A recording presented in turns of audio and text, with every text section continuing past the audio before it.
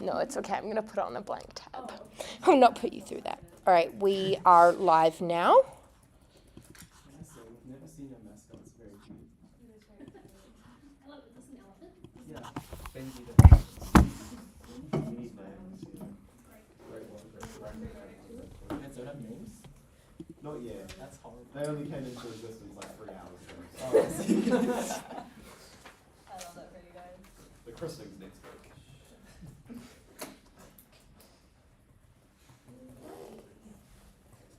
Perfect. I invite the first speaker of the presenting team to begin today's debate.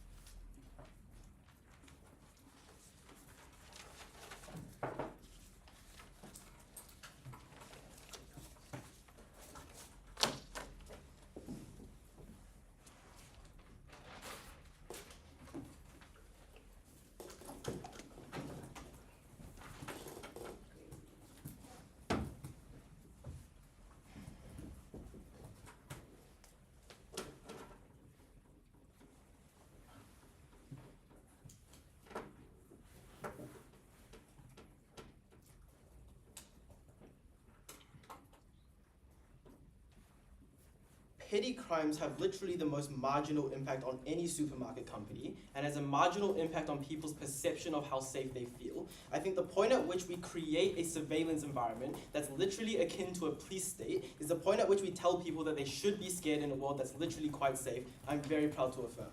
2 things I want to talk about. Firstly, about why there is increased discrimination on their side of the house, and then secondly, about why people perceive the world to be less safe.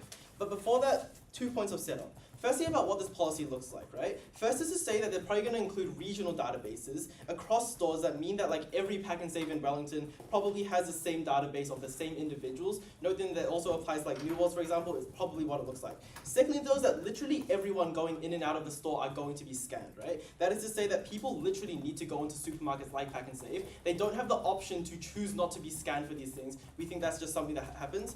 Thirdly, though, is that this policy only combats people who commit petty crimes, right? That is to say that people who commit violent crimes probably aren't going to be affected by this policy insofar as when you walk in a store with a gun, people having a surveillance that matches your face to a database probably isn't going to do anything.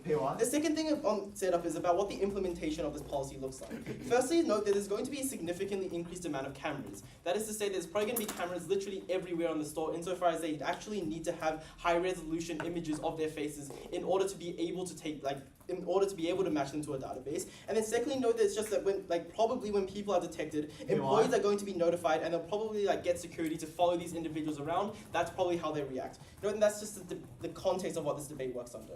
So then, why does this policy lead to increased discrimination?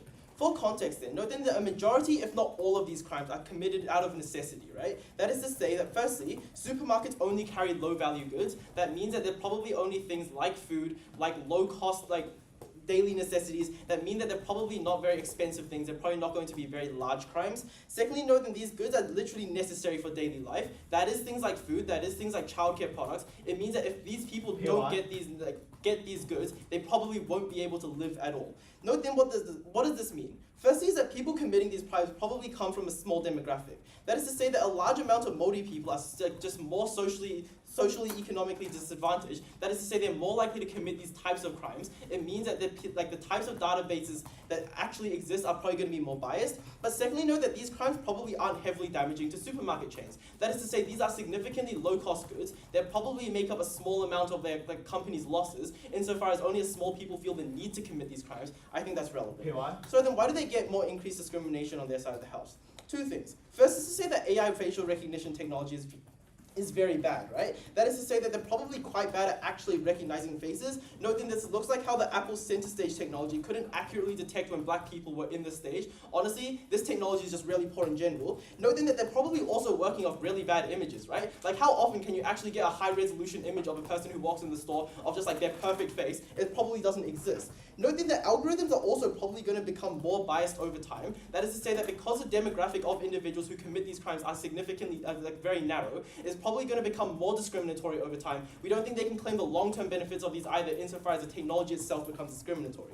The second thing we get increased discrimination, though, is that the tech heavily exacerbates employees' prejudices. That is to say that these employees are probably going to get a lot of confirmation bias.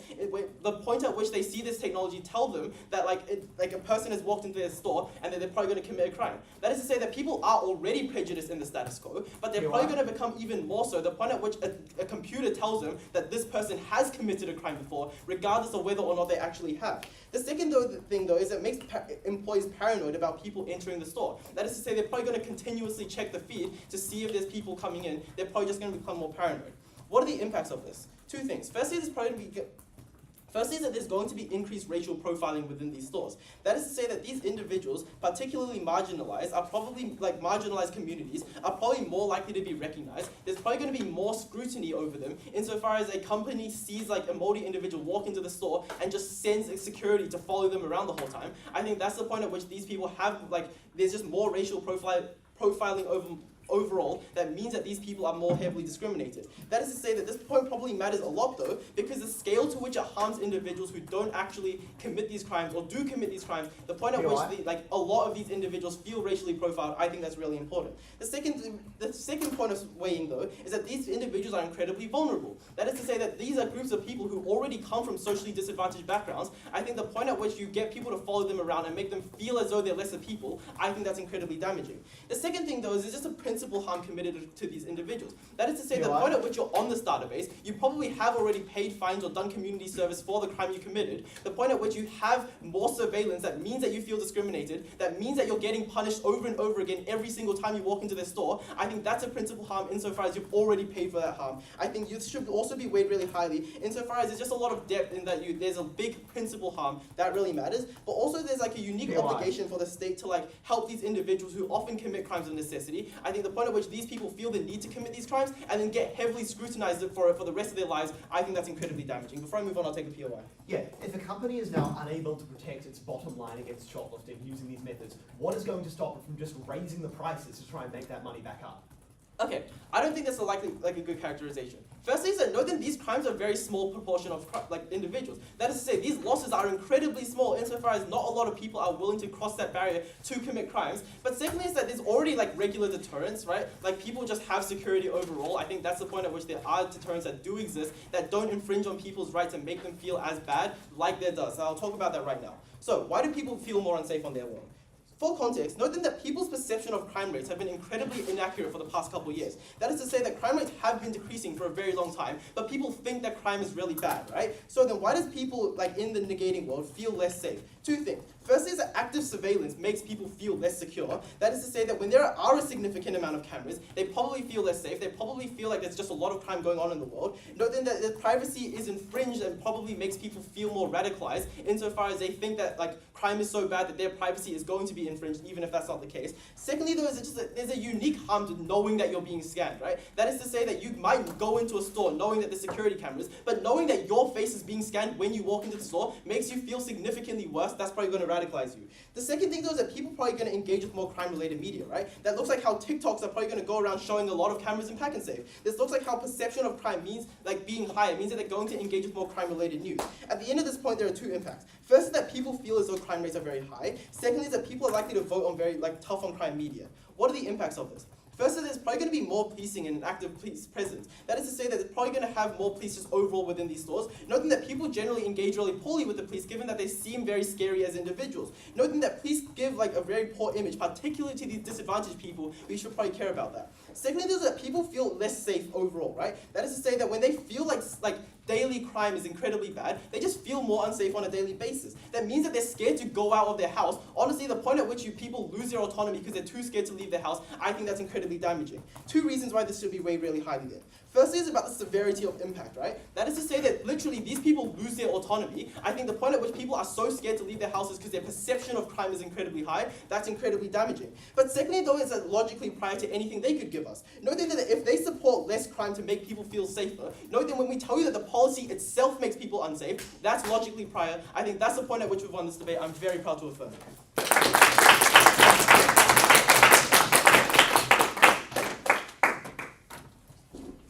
take the speaker for the speak and I invite the first speaker to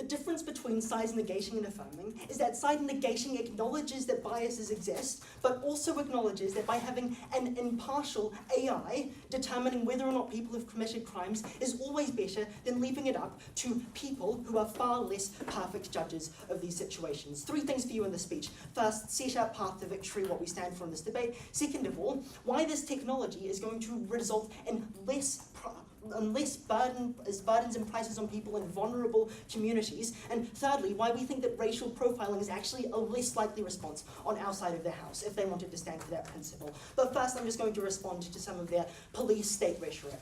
So they said that at the point when cameras exist in society, that people are not going to want to go outside, they're not going to want to engage in society. That's a pretty big harm. 3 responses. First of all, we don't think that people are super aware of how many cameras are watching them, right? We think that you're not looking around, oh, is there a camera there, is there a camera there? We just don't think that's a significant impact on people's psyches. Second of all, we think that racial stereotypes are likely very symmetrical at the point when you acknowledge that these are fundamentally, very logically prior to them, right? They're developed from stereotypes which have been created for decades. They're not created by this feeling of surveillance. But thirdly, we think that it is unreasonable to say that people are just going to stop leaving their houses when there's the existence of this police state, because people are always being surveilled and they still need to go outside to go to their jobs, to get essential goods. So we just think that that's a generally unreasonable point. Moving on.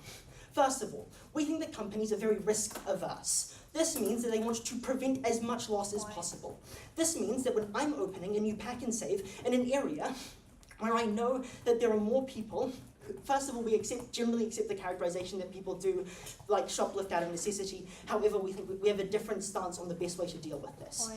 So at the point when you open a PAK'nSAVE in an area which is at risk and you understand that people are probably more likely to shoplift, you have to make a decision as a company which does not want to make a loss on this shoplifting. First of all, we do think that it's a loss on shoplifting, right? Because companies just don't want to take any losses, so you are going to take steps to prevent these losses, but I'll also explain why it is very likely that they will still take the steps that I'm going to explain. So you have 2 responses here to prevent this shoplifting.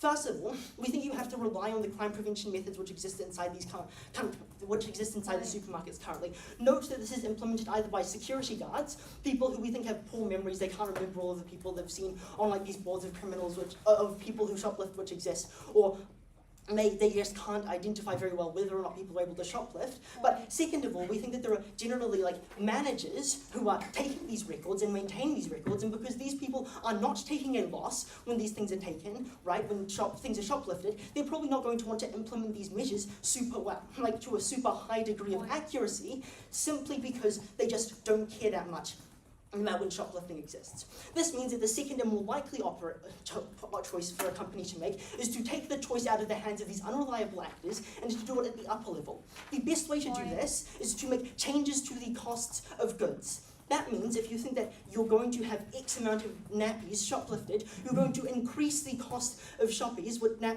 when they're being purchased, because you know that.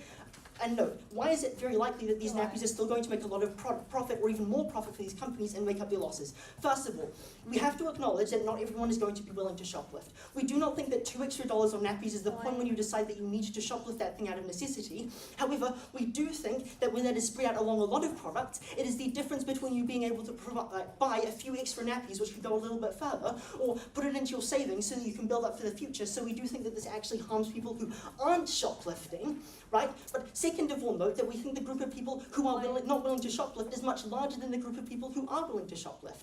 That is to say that when I am shoplifting, I am going against a generally held belief in society that you shouldn't shoplift, because to do so is to take something that is not mine, and that's morally wrong.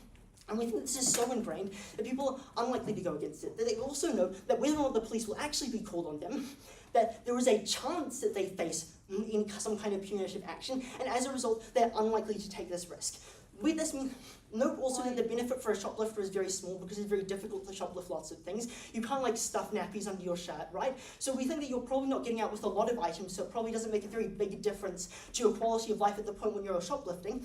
We think that the difference that this makes is that actually, that now that you're able to accurately identify people who have shoplifted in the past, I'm going to explain that, why exactly this is better. So, why is the alternative better than their world? Before this, I'll take the point, yes. Yeah, so these people that got caught stealing, the people that actually got caught stealing, these are the people that know that they can get punished. Why are these people likely to do it again? Well, we think that these people are probably unlikely to do it again because they've been caught for once, right? So moving on. First of all, we think that shoplifting, generally speaking, first of all, we think that it's better for a few reasons. First of all, we think that they told us that they're installing more cameras. We think you're likely to install high-definition cameras because these are the ones you need for your AI to function well. If your AI is not able to accurately reference your database of faces and individuals who have already shoplifted, there is no point in having that AI in the first place. Second of all, we do not think it is likely that AI is going to be very racist or biased. Note how this responds directly to all of their material. We think that there is a more fundamental incentive, first of all, for supermarkets to make accurate AI. They are most fundamentally risk-averse. This means they want to actually be able to identify people who have shoplifted from them and search them as they leave the shop in the future. This means that they are unlikely to want a wildly inaccurate AI which will just tell you that a random moldy person is shoplifted. They just won't implement it if that's how it works. Second of all, we think that there is a more fundamental incentive on the companies which are developing this AI. Because if I am a company like OpenAI, I don't want to develop an AI for a supermarket which then goes and racially profiles people, because if that becomes known, and that happens, there's going to be huge media backlash. That looks like less people buying my product. That looks like less supermarkets in the future wanting to use my system because they know that it is inaccurate and racist. We think that because there is this fundamental incentive on companies like OpenAI to make good products, which aren't racist, they're very likely to use broad test data on people from lots of races, but we also don't think it's inaccurate as they characterize. AI is constantly developing and making strides, right? We've seen the rapid development of generative AIs like ChatGPT. We think it is likely that they'll be able to develop much better AIs. So then, finally, why do we think that it is much better, there's less racial profiling on our side? First of all, we think that these people that I was talking about, right? Like a security guard, when I am deciding whether or not to take someone aside and search them, I need to use a set of basic heuristics to decide whether or not to take that person aside. We think that these are likely to be based on race or biases, like whether or not someone is dressed well, when you do not have an accurate tool which is able to identify when this person has been an offender in the past, when this person has not been an offender in the past, and because I don't want to go above and beyond to do my job, but I also know that I need to take some people aside to fulfill my search, I'm not likely to take excess people aside, rather I will only search people who have been flagged by the system. We think that this has a significant impact because people are probably feel like they're being trusted more, and when you feel like you're not being trusted, that's a very big principle harm, because we think everyone deserves to be judged based on their actions rather than any other things that are outside of their control. We also oppose bias, but we also think that these are very vulnerable people, which amplifies the size of this effect, because these people are already generally being discriminated against in the past. We are the side which acknowledges that accurate identification is not the same as bias, and that's why we win this debate.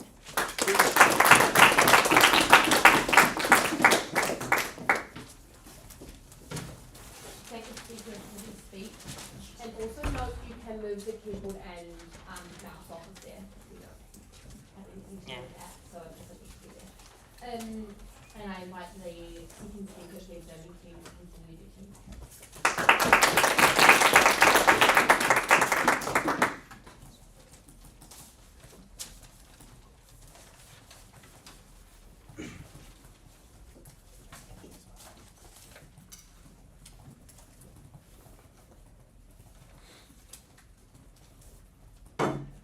Good to go?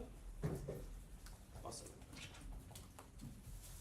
When you read about people's experience in surveillance states or dystopias about them, there's a constant use of this very negative language. Language that conveys feelings of suffocation, anxiety, and a general invasion of privacy. Being scanned and watched and looked at everywhere you go isn't some dismissive harm.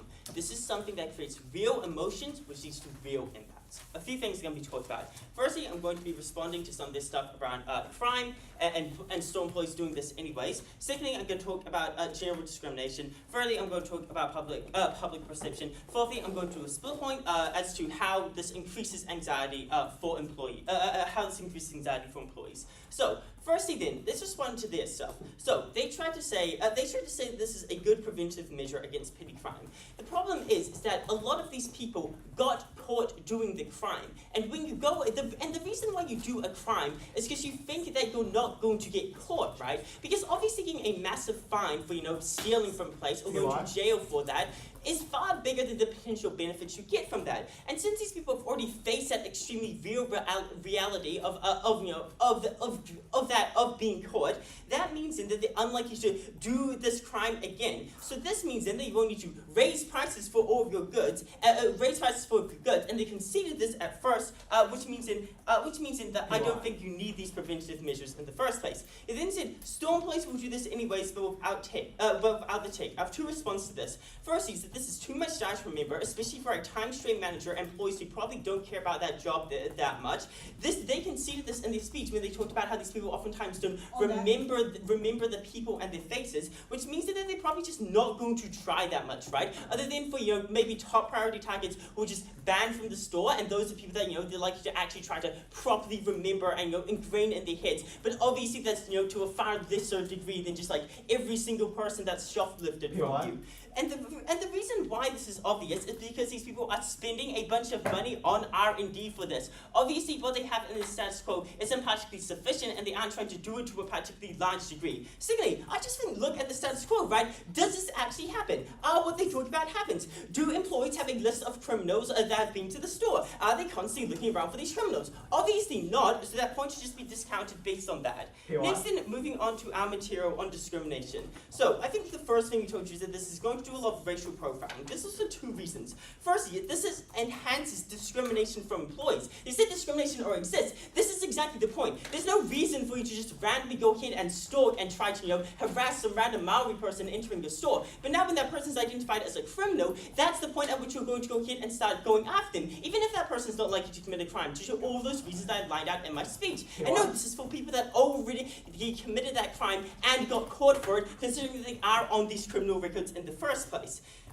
So that means that the employees are far more likely to act out on their bad biases. Secondly, is that these are AI learning programs. When they see that, a lot of the people that steal from them are Maori and Pacific, due to these being the most disprivileged people, due to things like, colonization, meaning that the ones that need to do crimes and necessity the most, means in that, if they get a bad angle, which they probably can, right? If someone's just, looking down with a hood over their head, it's hard for an AI learning program to properly detect that, and at that point, they might actually racially profile the person, leading to discrimination for that person. They then said, well, they want to improve this, but the problem is that AI learning algorithms mean that when you keep on seeing these databases that enhances AI's discrimination. When it sees Maori and Pacific people stealing from stores, that means that it's far more likely to go. That means that it learns from that, right? They then said, well, there's going to be a lot of backlash here. I just don't think that people actually practically care as much as they say it is, because oftentimes they see this as a way to prevent crime, which people really care about, and they see this as a net good overall. But also, they aren't the ones affected by this, right? The mass majority of people aren't going to be the ones getting held, that aren't going to be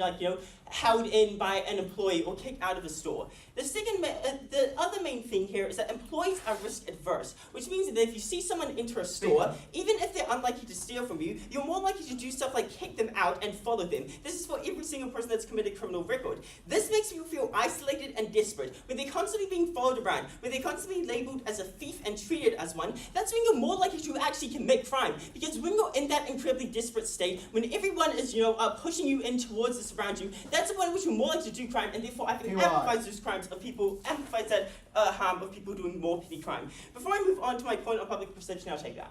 Yeah, so if the bottom line isn't being cut into so much, and this isn't a big problem like you claimed, why would they be spending so much money on R&D trying to stop this from happening?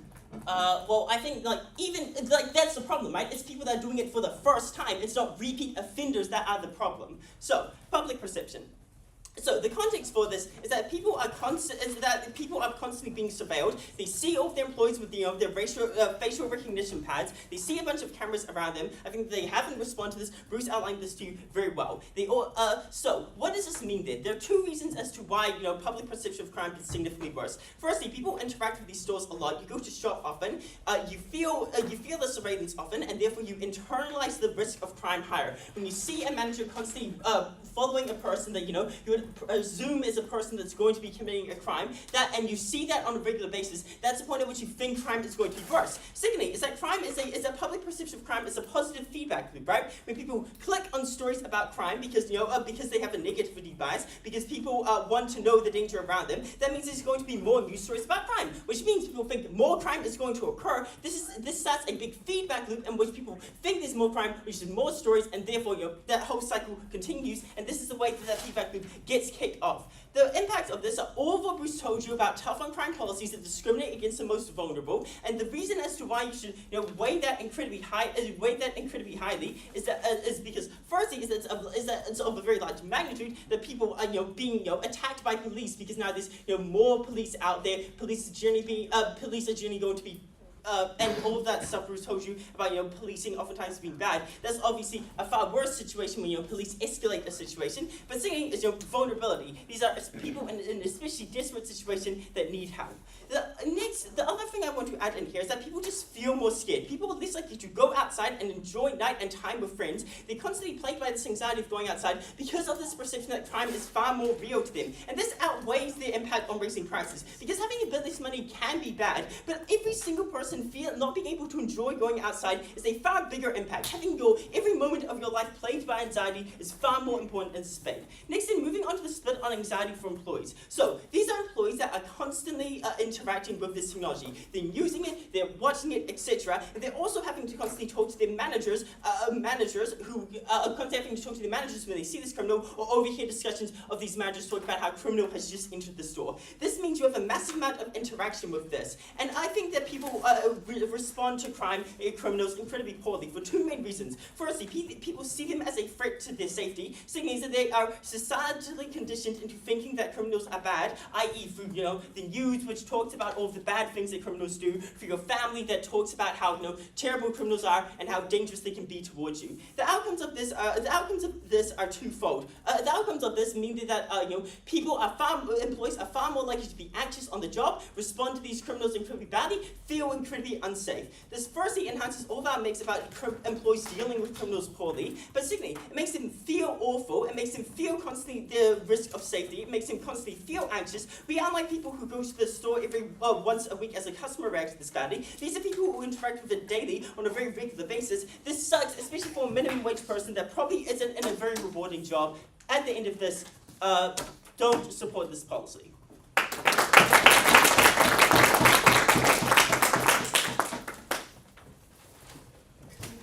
For this speech, and I invite the speakers from the daily team to continue today.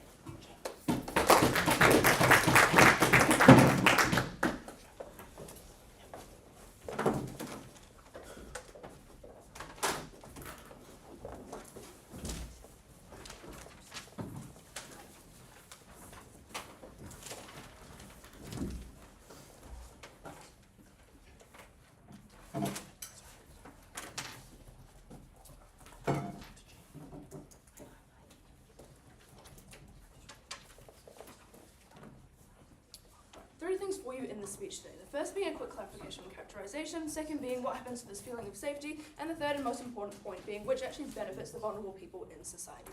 So this first point under this characterization. So the whole of F's case is basically hinging on the fact that AI is inaccurate, that it's biased, and that it's really just going to chase after any random Maori person who walks into a supermarket, right? We think this is just incredibly incorrect, right? We think that supermarkets will be investing the appropriate amount of money into these systems to ensure that they are accurate, because otherwise they're going to be facing massive amounts of PR backlash, and AFA's just decided to say that that's not important and they won't care about that, but we think that's incredibly important because we see in all facets of society, we see big boycotts towards stores, that people are being racist and they're acting discriminatively. We think that the stores will really care about keeping their business from the large portion of their customer base, and so they're going to invest enough into this AI to the point that it is very, very accurate.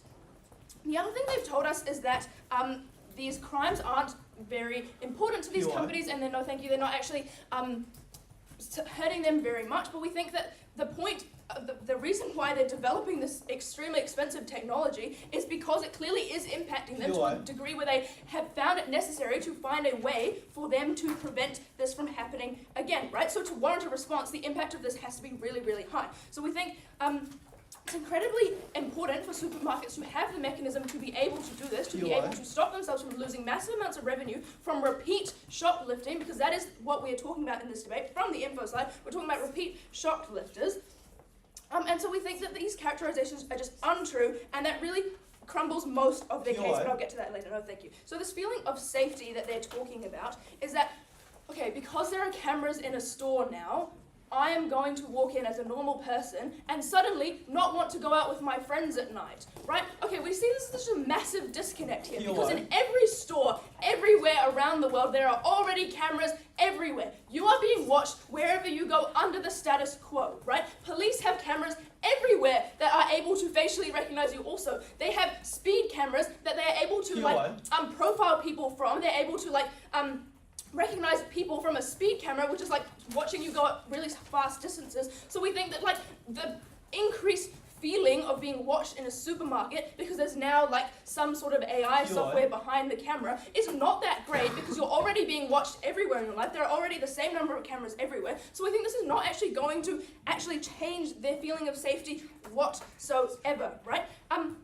The other thing is we think that people are already aware of the You're right. extent of crime in the community, right? We think that like ram raid media coverage has been huge all over the news, right? We think that everyone in the country knows that crime is an issue in New Zealand, and so we don't think it's something that people are just suddenly going to realize that shoplifting happens if a supermarket implements this policy, right? And so we think that just like destroys their point that people are just going to feel really scared, and that's going to impact their quality of life, right? What else are they saying under that point? You're right. They're saying, no thank you, that there's anxiety for employees because of the system, because they're like constantly having to check the monitors to wonder whether these people are walking into their stores.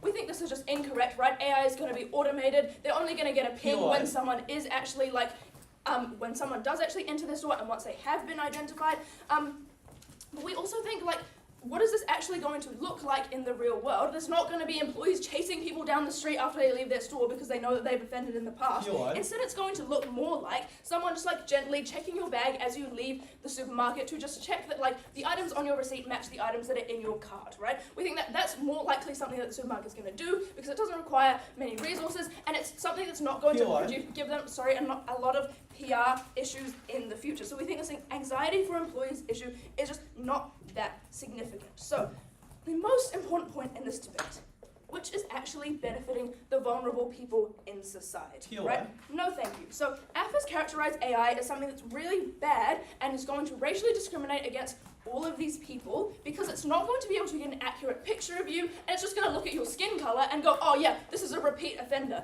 We think this is just not going to happen, right? The AI will have You're right. systems in place to make sure that, like, unless it's a 95% match of that person's face, they're not actually going to ping you and tell you that they're a repeat offender. The AI is just not going to decide for itself that it's picked up that your skin tone was the same as You're right. this other offender that I have in my system, and so they're not just going to be pinging you for like, and then the AI isn't going to be racially profiling people at all.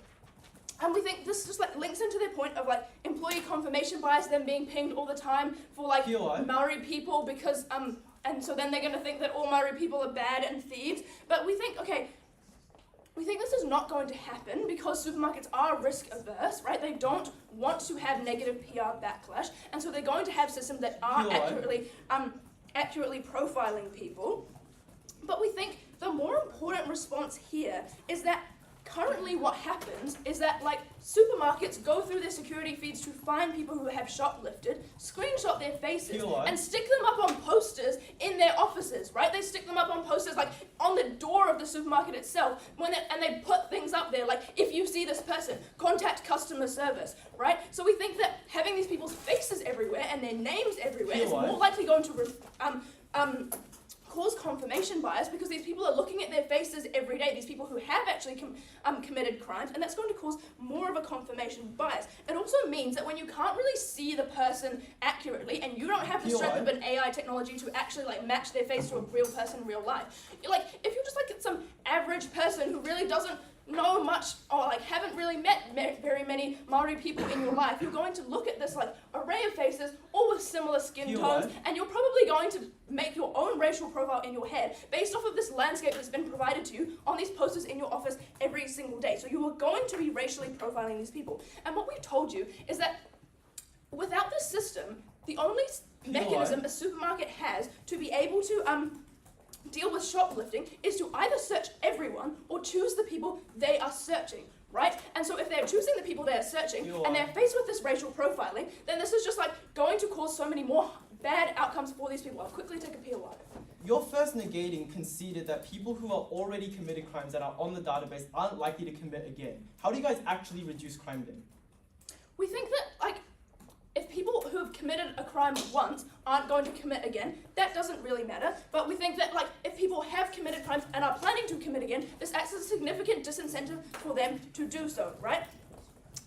So quickly, the weighting here is that, like, for these people, they've told us, like, the only big push from here is really that, like, there's these principled harms against these people for being searched over and over again because they've committed a crime once, right? We think on our side of the house, on their side of the house instead, we actually have so many more people being searched on a daily basis when they've actually never done anything wrong, and we think the harm of that is significantly greater. We also think that the benefit of reducing the cost of goods is so much higher for these vulnerable people than like the feeling of them feeling slightly discriminated against. Although we think this is not really going to happen because it's really just a quick search as they're leaving the store. It's not really harming them that much. But like even if they are saying it does harm them a lot, it's providing a significant disincentive towards reoffending, and so we think that's benefiting those people anyway. But basically, we're helping these vulnerable people by providing them a lower cost of living.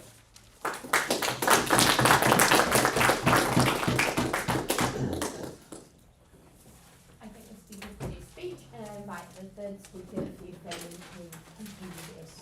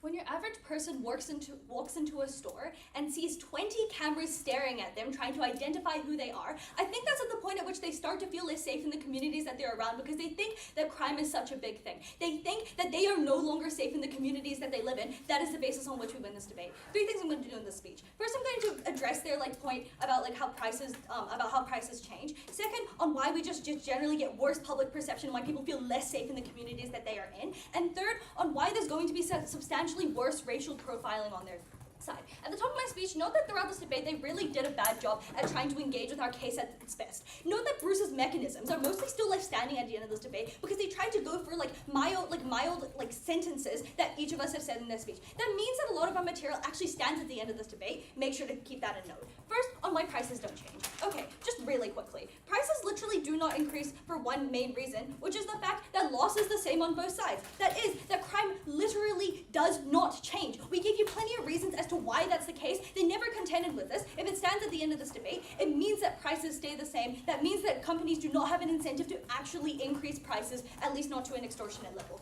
What does that mean? That means that prices don't change. I already mentioned that. The impact of that is that people literally do not struggle more with purchasing their everyday goods on their front. Literally none of the impacts that they gave us at first even stand at the end of this debate. What this means at the end of this debate is that literally this was like a really big push that they gave at first neg. Know that if this doesn't stand, that's like half of their case literally already gone. Know that this even if you don't buy this is not that important at the end of this debate, because at most it's going to be marginal change for a tiny bit of change in like losses because, I don't know, one pack of diapers was stolen. Okay, second, on like how people just feel less safe. First of all, they gave us a claim that people are already aware of crime. 3 responses to this. First of all, it's going to be substantially more like obvious when you see 20 cameras staring at you when you walk into a supermarket. It's just way more overt as opposed to one CCTV camera in the corner of your store. Second, there's going to likely be more policing. Bruce gave you plenty of reasons as to why that's the case. Again, they never contended with this. That still stands. That's a major reason why people feel less safe in the communities that they're around. But third, there's just generally going to be more engagement with media. Again, Bruce gave you the reason why that's the case. If people engage with media more and see people committing crimes more, they are also less likely to feel safe in the communities that they are in because they are scared of being the victim of themselves. That's why like awareness of the crimes that exist actually becomes worse on their side. Second, on like, I already addressed why they don't see cameras, but basically it's just way more overt. Third, on like why people, they gave us a claim that people still leave their homes. I think that regardless of whether they leave their homes or not, 2 reasons why that's just generally still pretty bad. First, they still feel unsafe every time they leave the house. It means that they're less likely to just feel happy in leaving their house because they think, what if a crime is committed against me? What if like something bad happens to me because of all the fear mongering that I see from the media that I consume? But second, like people still feel like their privacy is being breached when they walk into a store and there's literally cameras staring at them and trying to scan them and trying to identify who they are. And given the fact that they do have to go to the supermarket and they do have to like buy things on a like weekly or daily basis, it means that this is a breach that they feel on a very regular basis. That's why even if people still leave their homes, that's still a bad thing. So what have I proven to you at the end of this point? I've proven to you why people just generally feel less safe when they leave their houses and do everyday things. The impact of this is that people are likely to just be less able to enjoy everyday things that they do because it's always at the back of their head. But also, they're likely to like vote on things like, I don't know, more like heavy policing policy in order to like satisfy that fear that they constantly feel. That's really bad because you're literally implementing more like hard on crime policy for crime that likely doesn't even happen proportionally to what they think is actually happening. But third, they have less autonomy. Given that they're scared to leave their house, it means that they're less likely to do things that they enjoy, less likely to do things that they want. The fear that they experience literally restricts their autonomy and makes it unable to do the things that they may be able to do under our side. What does that mean at the end of this debate? Note that we can literally win off of this material. First, on depth. Note that like literally every single person will feel like they are unsafe when they leave their house. They don't feel like satisfied as a human being, but also that they just get their autonomy stripped away. But on scale, this impacts every single person that walks into a supermarket because everyone needs to buy things. Everyone needs to, get things in order to survive. That means that literally every single person is impacted on this front. That's why you should care a lot about this. But note that even if you don't buy that public perception becomes worse, that literally does not advance their case on any front because at best, fear-mongering is symmetric. Okay, I'll take a point now. Why does the speaker think that people will be more scared because of an awareness of shoplifting if shoplifting isn't even a violent crime? Because the fact that crime exists and the fact that they think that crime exists makes them more likely to engage with a lot of criminal news, likely to see more police around because of the policies that they vote in. I think that makes them feel substantially less safe because if you think that crime happens, you probably are more likely to think that violent crime happens too. That's what they're scared of. Thirdly, on just why there is worse racial profiling on their side. First, they told us that AI was good and impartial. 3 responses to this. Bruce already met out to you why AI is pretty bad and why it is generally pretty partial. But second, like in the short term, it's a really, really bad, right? This looks like having really bad technology that hasn't been properly developed yet, properly able to identify people's faces. Note that there is an incentive for people to be putting out this technology quick, just in the interest of corporations wanting to see who's actually regularly entering their stores that are potential repeat offenders. But third, in the long term, note that crime is literally symmetric, so long term they don't reap any benefits on that front. I'm just going to reiterate why they don't get less crime on their side. First, it literally doesn't do anything for violent crime. Bruce told you this all the way up first, that it's never contended with. Second, crimes of necessity, they have to commit crimes of necessity because they don't have the capacity to literally get the things that they need to learn in any other way. But thirdly, any other instances are just really unlikely and not to do anything of value. Next, on the claim that stereotypes already exist. Sure, stereotypes already exist, but note that this policy literally exacerbates these existing harmful stereotypes.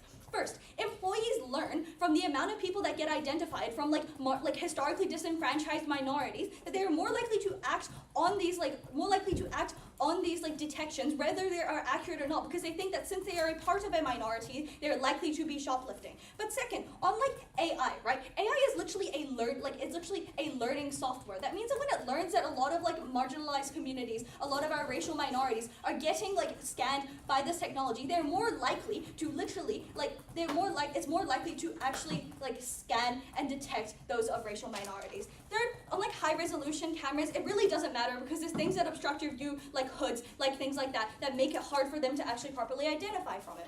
But next, just on repeat offenders, right? They already conceded that the people who have already been caught for their crimes are unlikely to reoffend. But why is this really bad? Because a lot of people who don't reoffend still walk into the store and get detected, still get followed around. That means that the crime is no longer proportional to the punishment, because the punishment literally lasts the rest of their life, at the point at which you are literally being scanned and detected, you are literally being followed around, having your privacy breached, having your autonomy breached, when you are being scanned for a crime that you did 20 years ago. Next, just on how employees are racist and are going to search people. I think that they don't have an incentive to do this on our side, just because it's kind of weird to go up to someone of a racial minority and be like, I want to search you, because that's just way more overtly racist. And also, there's nothing detecting them anyway, so there's no incentive for them to actually go up and pat them down. What have I proven to you at the end of this? I've proven to you why racial profiling gets worse, which is really important because it's our most disenfranchised groups being substantially impacted. Note that we went on this material because even in our worst case, when our first 2 points still don't stand, they don't matter. This is the most important thing in this debate. If we win on this, we can win. So proud to affirm.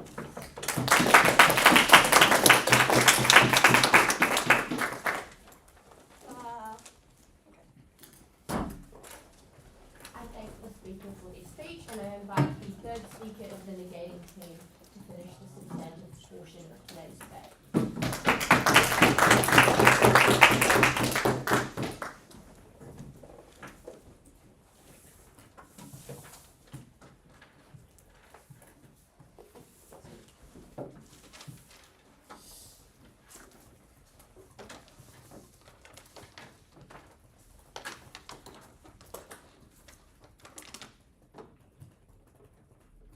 SciDAF loses this debate at the point at which you read the info slide, because their entire case hinges off of this idea that AI is going to be insanely inaccurate, that what this is going to look like is an AI saying, look, a Māori person walked in the store, follow them.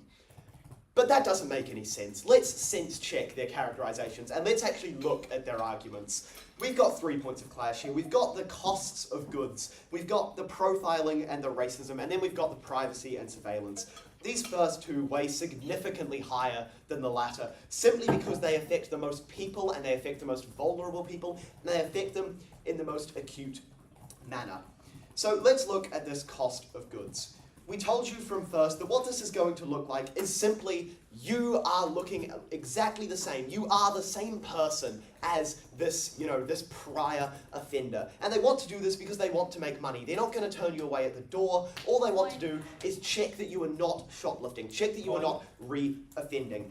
And what this means is that on your side of the house, you are essentially taking information away from the market. You are not letting supermarkets know who is a potential shoplifter. So they're no longer able to protect their bottom line. And fundamentally, when they can't protect their bottom line through this method, what are their options? Point. They either make everything more expensive, punishing those who are going to their store, or running into our second point of clash, they implement racial profiling and put it in the hands of a non-impartial Point. person. Because the AI is going to be impartial. Telling us that it's a learning algorithm doesn't do anything when you look at the incentives of the company. Their only response here to this cost point has been the idea that, look, it's not that bad. Shoplifting isn't that bad. You know why? But if shoplifting's not that bad, then why would we be spending millions on R&D to stop it? If shoplifting isn't hurting the bottom lines of these companies, then why are they spending so much time and money in an effort to stop it? Why are they implementing a high-tech AI system, buying new cameras to do all of that? A business isn't going to make that decision purely because they want to play with a fun AI. They're going to make that decision because they believe that it is the best thing for them to prioritize their workers, checking on people who they know are potential shoplifters, protecting their bottom line. On that. So when they don't have the ability to do that, and when it is a massive effect on their bottom line because of this shoplifting, no matter how many times they tell you people aren't going to reoffend, this is logically prior. This is telling you that it is a massive issue and that it is hurting their bottom line why? because that's why they're spending so much money on R&D. But we also don't believe the idea that people don't reoffend. We believe that what it really looks like when you're getting caught shoplifting is potentially you stealing nappies every single week, or you stealing a Coke every Wednesday afternoon, and then you get caught one time, pay a $100 fine, and then keep doing it. Whereas on our side of the house, what it's looking like is you're disincentivized from reoffending or offending in the first place because you know that you're going to be hassled. You know that even after you pay your fine, you're going to have a long-term effect and you're going to be, searched, have your receipts checked after every time. This isn't an enormous harm on a person, but it's enough to make them reconsider. It's enough to make them potentially not shoplift in this situation. And so it is going to protect the bottom line by disincentivizing shoplifting. This point weighs incredibly highly because when we raise costs, we hurt everybody. We hurt vulnerable communities who are not able to afford their goods. We hurt anybody who wants to buy something because we're making goods more expensive, which is inherently going to be harming everybody. This weighs almost the most highly in this debate, equally with the profiling, because it affects everybody and it affects everybody on a mass scale. Okay, let's move on to this point of profiling, but yeah, I'll take a point. How can people stop buying from World and PAK'nSAVE when they're a duopoly and there are no other supermarket alternatives? Well, A, in this situation, New World is owned under the same conglomerate that owns PAK'nSAVE, and additionally, we aren't recommending that people simply stop buying from New World and PAK'nSAVE. We're recommending that people stop shoplifting. So let's move into this profiling and racism point. The only response that they've had to our mechs here, which we've given you from first, which is essentially that when you don't let people use an AI to make a decision, they simply have to be making it themselves. They have to put that power in humans. Humans who are biased, humans who have racial profiling built into their conscious. Rather than having an accurate AI, which its only job and the only information it has is checking you against prior offenders, you're putting it in the hands of humans. Humans who are going to be racial profiling, humans who don't necessarily want to and don't necessarily have the time and the ability to be looking through a list and photos of every single person. So all that it's going to be is, well, this person has a lot of tattoos on, this person's a Maori person, so I will be racial profiling them. What we told you from first and what it looks like on our side of the house is instead an accurate and nuanced AI model. The only response they've had to us here is the idea that, no, it's actually not going to be accurate, it's a learning algorithm, and a la the Terminator, it's going to become an evil AGI who's maliciously going to try and hurt Māori people. That's not going to happen, because we look at the info slide. The info slide tells us that we're looking at checking your face and your facial structure against prior offenders, against people who are known to be shoplifters. So it simply can't look like the characterization they've given you of, oh, well, they're Māori and other people are Māori, therefore I'm calling you an offender. No, what it actually looks like is simply you are an offender. You have been proven to be shoplifting before, and so then we're just going to check you, make sure you're not shoplifting again. So on our side of the house, what this profiling and racism point looks like is the idea of an accurate and nuanced AI model telling us when a shoplifter is in the store rather, and telling you to potentially check them to prevent further losses. What it looks like on your side of the house is uninformed and unnuanced choices made by human beings with biases to check against specific people from specific marginalized communities and vulnerable communities and hurting them. And the other response that they've given us here is like employee stress, that employees are going to learn and they're going to see that, oh, well, there's other people who are AI, who are offenders rather, and we're just going to go against all Māori people, and that it's actually not going to be an accurate model. But we think it will be an accurate model because fundamentally, imagine New World seeing the headline in the Dom Post of New World releases racist AI model that racially profiles everybody. They're not going to want that to happen. They're going to invest money, as they are doing in the info slide, in making this an accurate model because it's better for them for PR, it's better than for optics, and it's fundamentally a better way for them to actually prevent thievery because they're actually preventing against the very people who can potentially reoffend, not against random people. Even if they maliciously wanted to racially profile for political reasons, it's better for them to actually select the correct people because it makes a better way of stopping this idea of shoplifting. And AI is a big ticket issue, so people are going to care about this. This also weighs incredibly highly because fundamentally we're looking at the lives of vulnerable people having to live their entire life being racially profiled for no reason versus someone making the choice to shoplift and then ending up being reprimanded for this over their life and having to make that choice and weigh that up. And so we're looking at innocence being punished versus non-innocence being punished. Fundamentally, which one do you weigh up higher, particularly given that on our side of the house it's a very small inconvenience? Then we've got this final point of privacy and surveillance. This really doesn't weigh very highly because the only net that they've given you here is that, well, people are going to see more cameras so they think there's more crime so they're scared. They're not going to be scared of people shoplifting because shoplifting is not a violent crime. The stuff they're scared of is ram raids and murders. Ram raids and murders are reported in the news on both sides of the house. People are still going to be scared of violent crime on both sides of the house. Whereas on our side of the house, you see shoplifters and think they're getting caught, and you see that, wow, we're really cracking down on this. We're having less of that form of crime, so we're actually seeing more of a benefit for everybody. But fundamentally, this doesn't weigh very highly because perception of crime is equal on both sides of the house. People are still going to be leaving their house, and fundamentally they care more about not being racially profiled and they care more about being able to buy their needs than they do about potentially having cameras in their face. I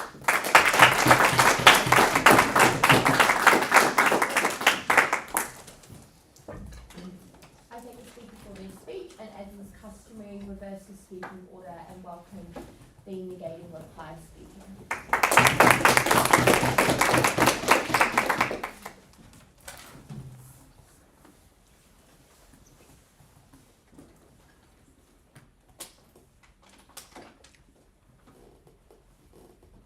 20 cameras in your face is the sensational rhetoric that Tima Farming uses to try and trick you into thinking that there is a significant harm in terms of people thinking that there is surveillance on our side of the house. Two things in my speech. First of all, on weighing, prices versus public perception. But second of all, why prices actually do lower on our side. I think we've already clearly proven this, so the weighing is really the important part here. First of all, we have a few responses to why people probably don't care that much about having a few more cameras. First of all, people really aren't that aware of how many cameras are watching them. They're quite small, they're out of the way. When you look around, you don't just think, oh, there are tons of cameras watching me. You're probably thinking about something else. Second of all, people aren't all that aware of the systems which are being used to watch them, generally. So when you're walking down the supermarket aisle and you're a person who isn't intending on shoplifting, you're probably not that aware of the systems which are being used to look at you. But thirdly, we think it is a very small harm to people. They try to tell you, oh, people won't leave their house, people won't go to supermarkets, people will feel very, very disenfranchised. We think this isn't the harm you see because nobody's being specifically targeted, rather is acting as a disincentive for people to shoplift, which I'll elaborate on as being important later on. But secondly, we think that the more important principled point in this debate here, and these are principled harms, right, fundamentally something like privacy is a principled harm, the more important principled harm here is racial discrimination, because this is something which happens to specific people who are very vulnerable, who have been consistently discriminated against for decades, so this is a very long-term principled harm, something you should probably care about a lot. So they told us that, this AI is probably going to be bad at identifying people that's going to be racist. A few responses to this. First of all, we think it is very likely that AI companies will not want to create racist AI because then there will be a lot of backlash against them because AI is a very big ticket issue which people are aware against. Second of all, supermarkets are risk averse, so they probably don't want boycotts, so they're not going to use an AI which is potentially very racist and could be identified by people like investigative journalists. But finally, note on this that we think that the comparative is far worse on their side when you leave lazy on security guards to make these decisions using their own heuristics which are necessarily based on the ground of bias and a lack of understanding, we think that because their argument is broadly uncomparative here, we win because on their side there are always these like racist cashiers who are making the decision based on their biases. There are these racist security officers who are making the decision on the basis of their eyes rather than the computer which is giving them a ping when someone has a 98% match on their face when they're walking through the supermarket. We think that is far less racial profiling on our side of the house. Finally, why is it that price is more important than either of these things? We think this is because, and I clearly explained to this, there is a very practical benefit to people who aren't willing to shoplift when your nappies cost a little bit less, and your toilet paper costs a little bit less, and your food costs a little bit less, and all of that comes together and you can buy more food to support your family. You don't have to make trade-offs like not paying for heating or not being able to pay for rent in a slightly better house, because all of this adds up over time and it's a cumulative harm. So we think it is very important there as well. And we also think that the benefit people get from shoplifting is very small because it is very practically difficult to shoplift large items or large amounts of items. So there's probably much greater benefit to the larger group of people who are unwilling to go against large societal norms which exist against shoplifting. Finally, why are corporations less likely to increase prices? First of all, corporations are risk averse. They make decisions as to whether or not they will increase prices because that is currently the best way for them to mitigate the loss based on shoplifting. When there is a better system like AI, which they can install in their stores and will long-term prevent shoplifting, they will lower their prices so that more people are likely to buy their products, but also because they're more competitive, but also because that is just a more long-term solution to preventing things because preventing shoplifting, which is a long-term harm to these companies. We've explained that these companies actually do care about losses because they are profit incentivized and they are very conservative. This is a characterization we gave you at first. So finally, we win this debate because we bring you the only significant practical benefit and because we also win on principle. I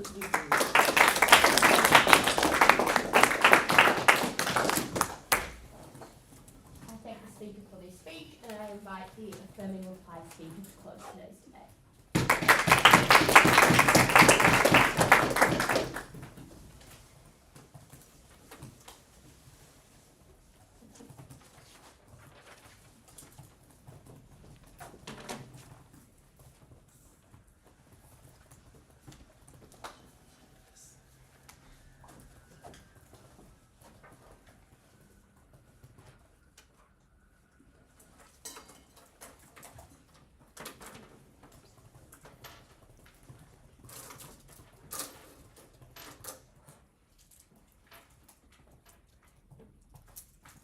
The rhetoric we get from increased surveillance is that the world is fundamentally unsafe, that disadvantaged people are continually going to reoffend, and that the very usage of supermarkets mean that you deserve to be scrutinized.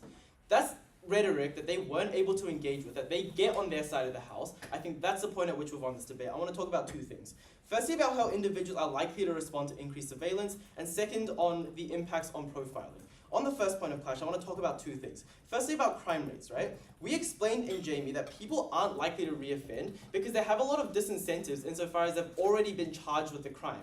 That's something that they literally accepted in first negating. That's something they completely agreed with. Note then that it's not fair for them to go down the line and go back on that characterization. We think what that means is it means that they haven't actually provided mechanisms as to how these are actually going to reduce crime. That is to say that when these people have already reoffended, they're the only people on the database. I think if they're unable to prove that new offenders are going to actually not want to offend in the first place, I think that's the point at which they're unable to claim any benefits, such as the increasing of prices. That is to say that when they can't prove that crime actually gets lower on their side of the house, we're not likely to see an increase in prices. That's not something that's actually going to happen, right? But even if you do believe that's something that's going to happen, what do we talk about next? Secondly is then on the perception of surveillance and crime rates. So what do we hear from side negating?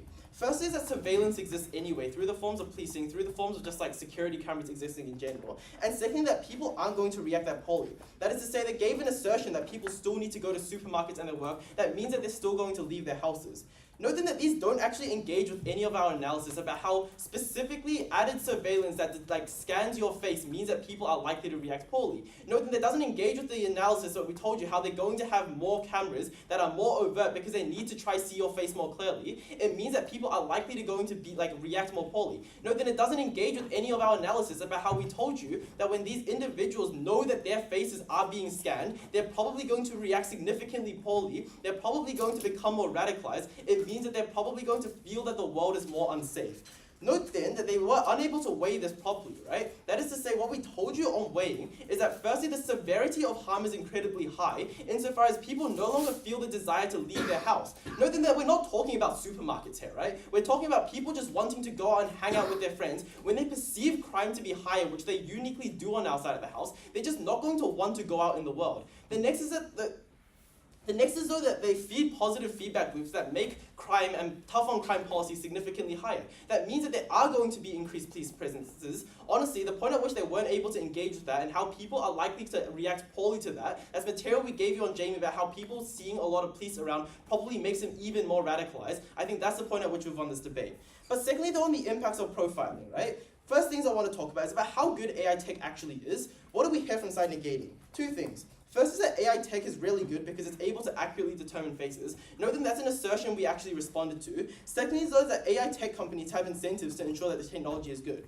No, this doesn't actually give, they didn't actually give any mechanisms as to how AI actually works and how AI is actually going to be good. What did we tell you? We told you three things. First is that AI historically hasn't been accurate because the data that is fed is often low resolution, for example. The second thing though is that the data itself is flawed and biased. So who cares if the companies have incentives to ensure that their AI tech is good if the data that's being fed into the AI machine is necessarily biased as we told you in first? It means that the AI tech is likely to be more discriminatory. Third is that cameras just can't be that accurate. That is to say that you're not actually going to have really high percentage degrees to which these people are actually scanned. We told you specifically that AI just isn't as good at detecting faces. It's probably not something that means. That means that AI is likely to be more discriminatory, right? But even if you believe that AI is accurate, we still win because we tell you that it's incredibly discriminatory when you follow people who have already paid the price of their crime.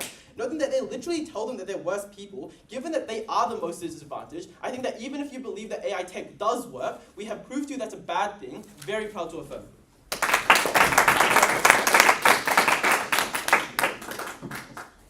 I congratulate both teams for a great first round of nationals and invite you to cross the floor and shake hands if you'd like. I will turn the live stream off now.